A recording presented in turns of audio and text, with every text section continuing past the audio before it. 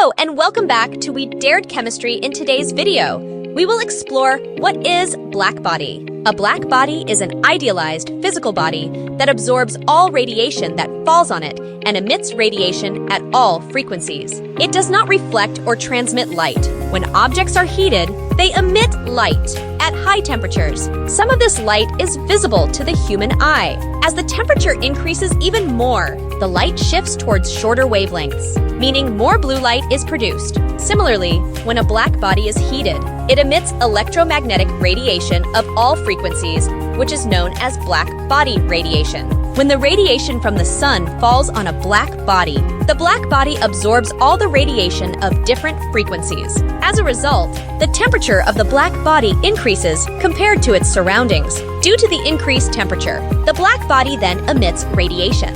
In practice, no such body exists. Carbon black approximates fairly closely to black body, which absorbs 99% of radiation that falls on it. That is all for today. Keep studying with We Dared Chemistry.